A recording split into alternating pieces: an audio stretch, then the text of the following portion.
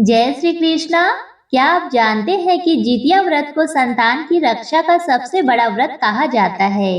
कहा जाता है कि जिसने श्रद्धा से यह व्रत किया उसके बच्चों पर कभी संकट नहीं आता और उनकी लंबी उम्र होती है। इस व्रत का इतना प्रभाव है कि प्राचीन समय में राजा महाराजाओं से लेकर साधारण परिवार की महिलाएं भी इसे पूरे नियम से करती थी। आज मैं आपको सुनाने जा रही हूँ जितिया व्रत की अद्भुत कथा, जिसे सुनने भर से पुण्य मिलता है और विश्वास और भी मजबूत हो जाता है।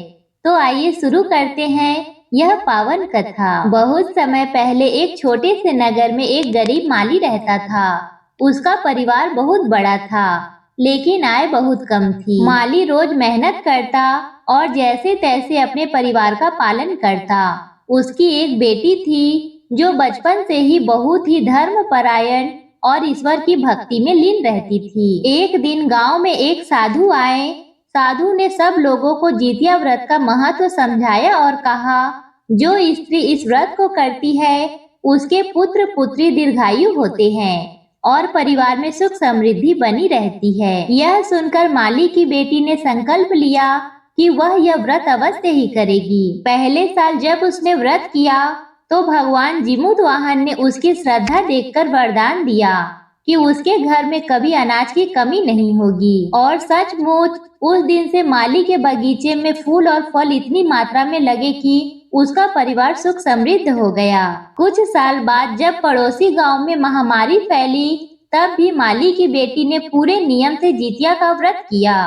भगवान की कृपा से उसके गांव के बच्चे उस बीमारी से सुरक्षित रहे। लोग आश्चर्य करने लगे कि यह चमत्कार हुआ तो हुआ कैसे।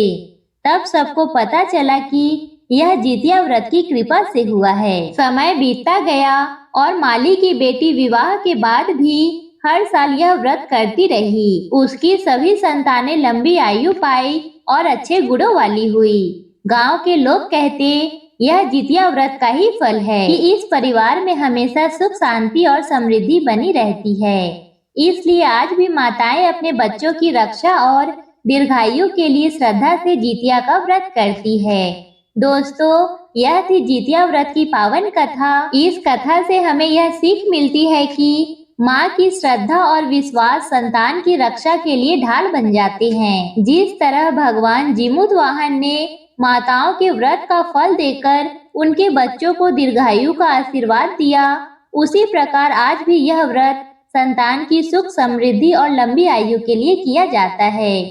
अगर आपको यह कथा अच्छी लगी हो तो कृपया इस वीडियो को लाइक करें, अपने दोस्तों और परिवार को शेयर करें और ऐसे ही धार्मिक कथाओं व पूजन विधि की जानकारी पाने के लिए अभी हमारे चैनल को सब्सक्राइब करना ना भूलें। आप सभी को जितिया व्रत की हार्दिक शुभकामनाएं।